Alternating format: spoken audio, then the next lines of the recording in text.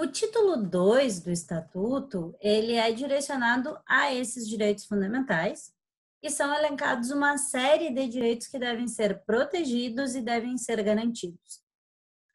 Parte-se do direito à vida, e aí por isso no artigo 8º nós temos a questão do direito ao envelhecimento ser um direito personalíssimo, e a proteção a esse direito, ela tem que acontecer a partir da legislação vigente, que é justamente o Estatuto do Idoso.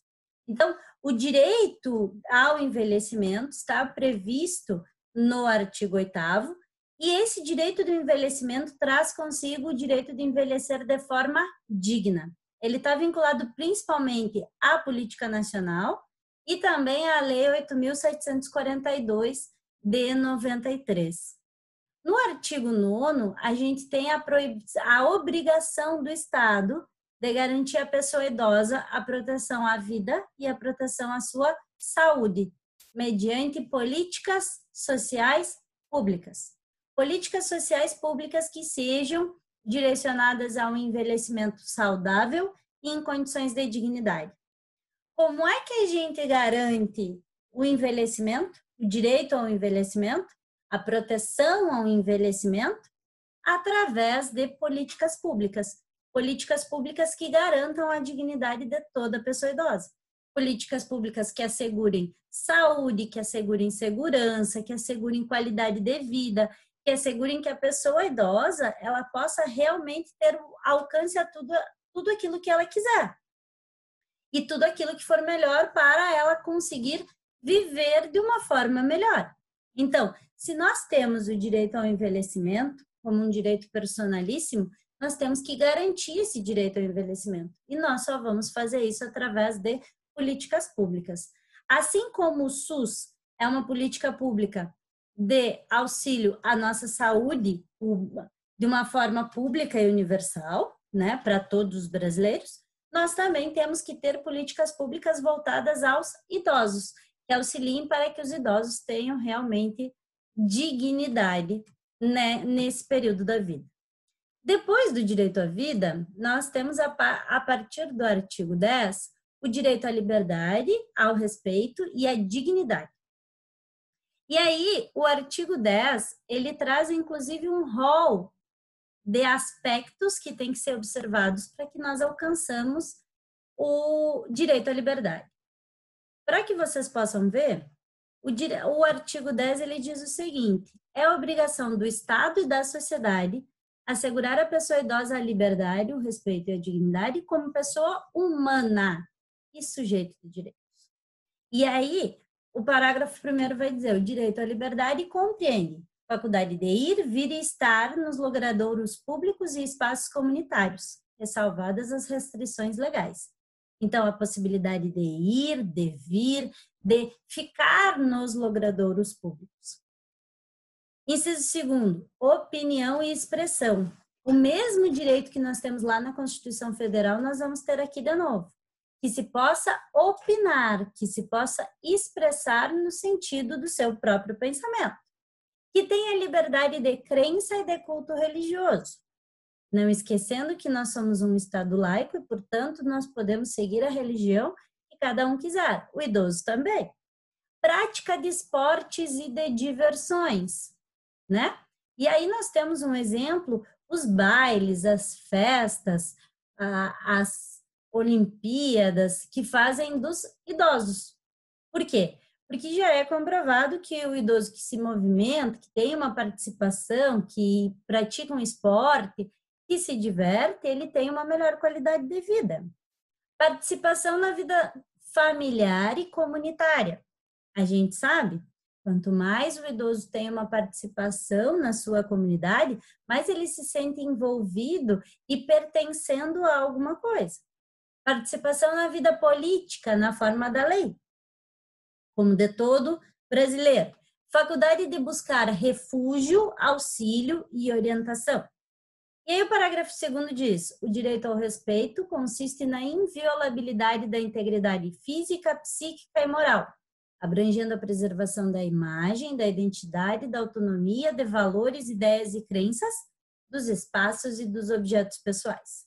É dever de todos zelar pela dignidade do idoso, colocando-o a salvo de qualquer tratamento que seja desumano, que seja violento, que seja aterrorizante, vexatório ou constrangedor.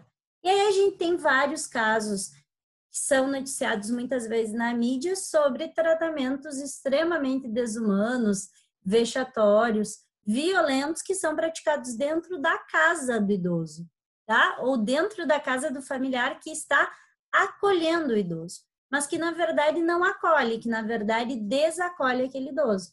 É o caso das situações em que os idosos são descobertos algemados, que são descobertos amarrados, que são descobertos vivendo em quartinhos no fundo da casa. E aí há uma afronta direta ao direito à liberdade que o idoso tem, o direito ao respeito e o direito à dignidade, que nós devemos preservar a dignidade desse idoso. O artigo 10 também possui uma estreita ligação com o artigo 230 da Constituição. O artigo 230 da Constituição Federal, ele diz o seguinte: a família, a sociedade e o Estado têm o dever de amparar as pessoas idosas, assegurando sua participação na comunidade, defendendo sua dignidade e bem-estar e garantindo-lhes o direito à vida. Parágrafo 1º. Os programas de amparo aos idosos serão executados preferencialmente em seus lares, justamente para manter o vínculo familiar, para manter esse idoso próximo à sua família, para não quebrar o elo de ligação que ele tem com a sua família. Parágrafo 2º. Aos maiores de 65 anos é garantida a gratuidade dos transportes coletivos urbanos. E aí nós temos a Constituição prevendo 65 anos e o Estatuto do Idoso prevendo a proteção do Estatuto para pessoas a partir de 60 anos. E aí poderia parecer uma incongruência, como é que a Constituição fala em 65 anos e o Estatuto do Idoso protege a partir dos 60. A questão é que a legislação referente ao transporte do idoso, ela vai estar a partir do artigo 39 do Estatuto do Idoso, que ele diz o seguinte: aos maiores de 65 anos fica assegurada a gratuidade dos transportes coletivos públicos urbanos e semi-urbanos, exceto nos serviços seletivos especiais, quando prestados paralelamente aos serviços regulares. Então, em caso de transporte, o idoso ele tem a gratuidade a partir dos 65 anos. E para isso basta que ele apresente qualquer documento pessoal que prove a sua idade para transporte coletivo urbano e semi-urbano. Nos serviços de transporte coletivo, inclusive, tem que ser reservado 10% dos assentos para os idosos. Por isso existem aquelas plaquinhas mostrando que aqueles assentos são para as pessoas idosas. Isso é legislação, tem que ser reservado 10%. Mas é sabido que se mais de 10% da população que estiver no ônibus for idosa, cabe àqueles que não são idosos dar o lugar, o assento, por respeito à pessoa idosa.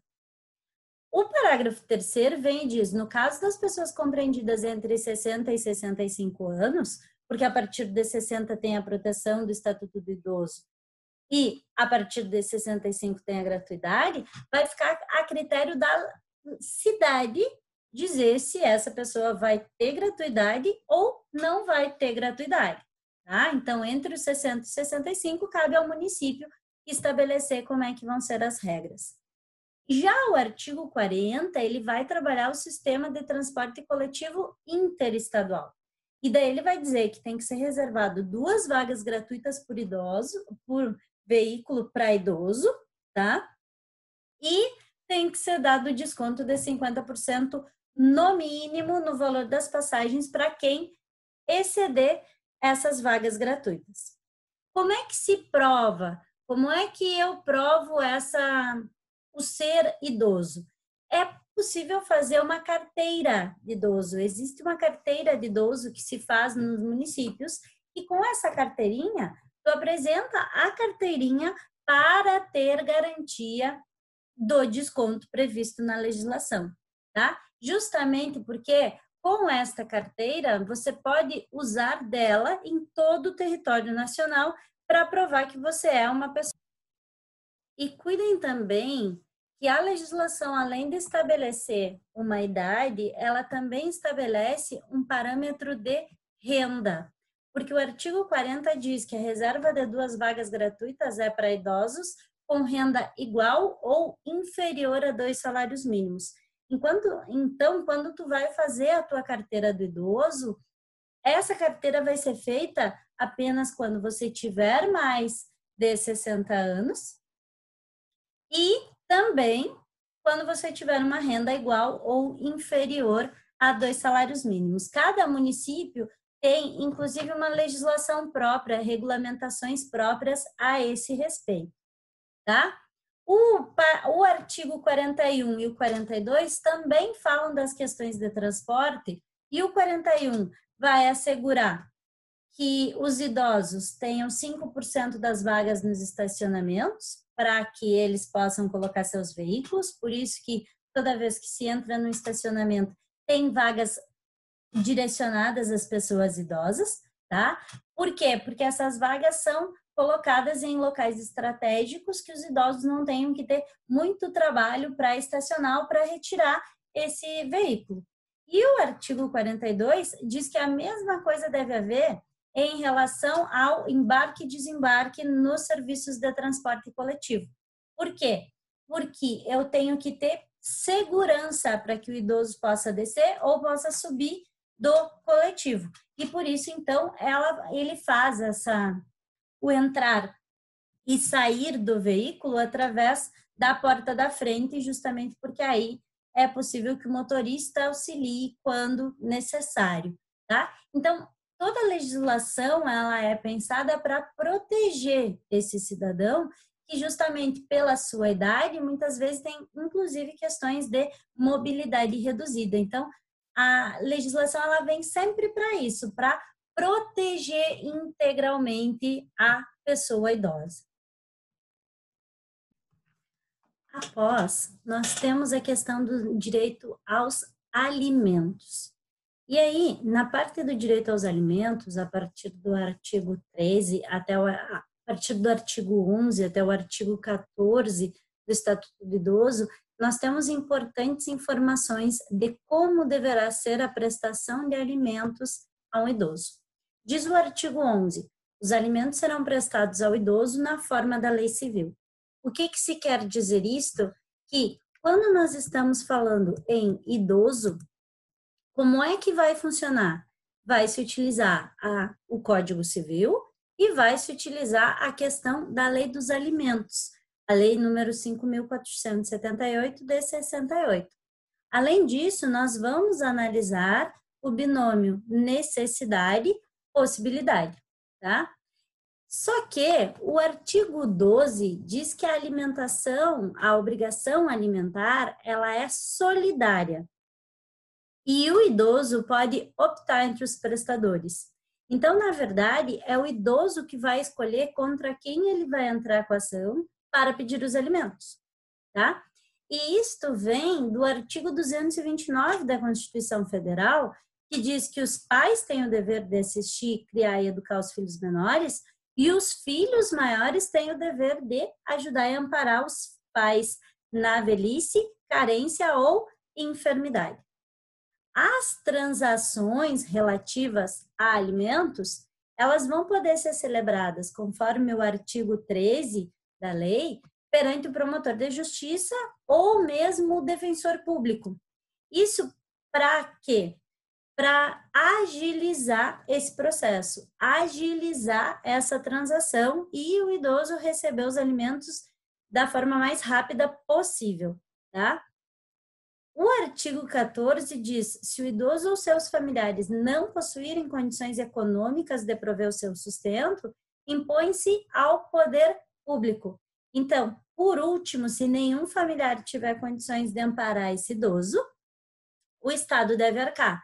Como é que o Estado vai arcar? A partir de benefício da assistência social, que é o LOAS, o benefício de prestação continuada da assistência social, que vai ser pago pelo governo federal através do INSS. Então, direito de alimentos o idoso tem, como tem a criança ou o adolescente em relação aos pais. E aí a única coisa que a gente tem é a troca. Ao invés dos pais pagarem, vai ser os filhos que vão pagar para os pais. E a questão da solidariedade, só o que a gente tem que pensar é que como o idoso ele pode optar, ele não precisa entrar contra várias pessoas, ele vai entrar contra um dos filhos. É controverso a questão apenas do filho que tenha sido desamparado, que não tenha sido cuidado, que tenha sido abandonado, se esse filho vai ter obrigação de pagar ou não. A jurisprudência, inclusive, já decidiu várias vezes no sentido de que esse filho não tem obrigação, que tem que ser os outros, justamente por esse abandono, por não ter essa relação de afetividade. Mas é uma matéria controversa e nós não temos uma unanimidade na jurisprudência em relação a isso. Nós temos, sim, a unanimidade da necessidade de prestação de alimentos aos pais, como os alimentos aos filhos. Depois do artigo 14, nós entramos na questão do direito à saúde, no artigo 15. E o artigo 15, ele diz o seguinte: é assegurada a atenção integral à saúde do idoso por intermédio do SUS, garantindo-lhe o acesso universal e igualitário, em conjunto articulado e contínuo das ações e serviços para a prevenção, para a promoção, para a proteção e para a recuperação da saúde, incluindo atenção especial às doenças que afetam preferencialmente os idosos. Nesta prevenção e manutenção da saúde, existe uma série de meios que nós vamos usar para poder efetivar essa garantia, tá? Primeiro, cadastramento da população, para que eu saiba quem são os idosos que residem naquele ambiente, atendimento geriátrico e gerontológico em ambulatórios, unidades geriátricas de referência com pessoal especializado nas áreas de geriatria e gerontologia social, justamente porque a pessoa idosa ela tem necessidades específicas da sua idade e é necessário profissionais que tenham essa formação nesta área específica. Atendimento domiciliar para a população que não tenha como se locomover até a unidade de saúde, até o hospital, tá? Inclusive aí, para o caso de idosos que estão em asilos, por exemplo, em casas lares, nós vamos ter a ida do médico até a instituição. E reabilitação orientada pela geriatria e gerontologia para a redução das sequelas decorrentes do agravo da saúde. No parágrafo 2º, diz que incumbe ao poder público fornecer aos idosos de forma gratuita todos os medicamentos, inclusive os de uso continuado. O parágrafo 3º vai dizer que eu não posso discriminar o idoso nos planos de saúde, com valores diferenciados por causa da sua idade, então eu não posso onerar em demasia o idoso porque ele é um idoso, né? Porque a expectativa de vida dele é menor. O parágrafo 4º vai dizer que os idosos que são portadores de deficiência ou com algum tipo de limitação vão ter um atendimento especializado justamente por causa dessa situação. E o parágrafo 5º vai dizer que é vedado exigir o comparecimento do idoso perante os órgãos públicos quando ele for enfermo, tá? E aí, nesse caso, vai ter que o poder público ir até a residência e não o idoso ter que ir até o poder público, tá? Também, quando de interesse do próprio idoso, ele vai poder se fazer representar por alguém com uma procuração, com um mandato para agir em seu nome. O idoso enfermo, ele tem o atendimento domiciliar também na questão da perícia médica, tá? Feita pelo INSS. O idoso também, em todo atendimento de saúde, quando ele tiver mais de 80 anos, ele vai ter preferência em relação aos outros idosos, pela mesma questão que antes eu comentava.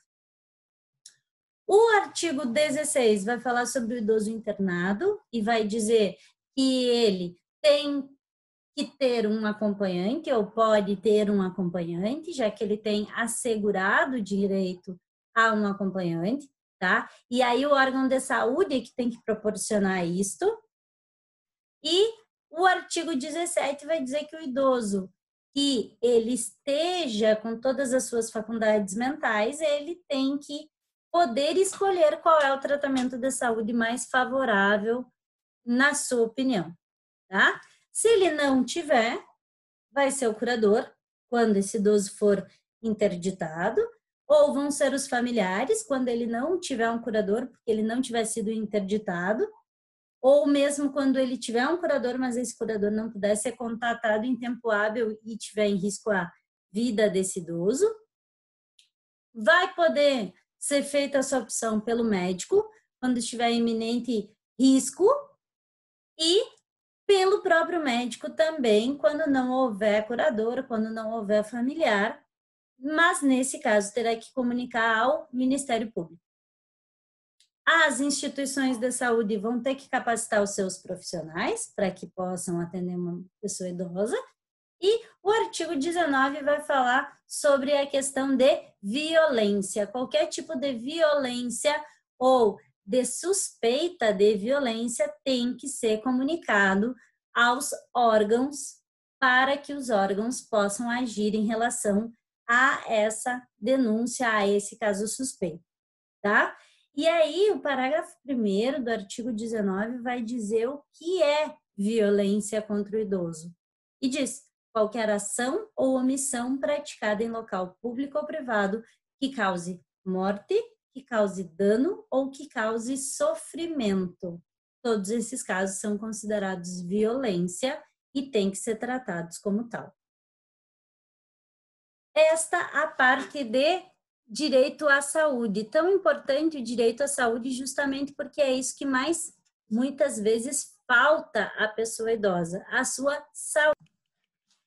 E em relação ao tema, é importante que nós tenhamos sempre presentes que o direito à saúde previsto no Estatuto do Idoso condiz e corrobora com o que diz no artigo 196 da Constituição Federal, quanto o direito à saúde sendo dever do Estado e um direito de todos, aí incluído, por consequência, por óbvio, a pessoa idosa. Quando nós envelhecemos com saúde, quando a pessoa tem condições de envelhecer com saúde, e essa é uma prioridade que deve ser uma prioridade das políticas públicas e deve ser uma prioridade de todos, de todo mundo.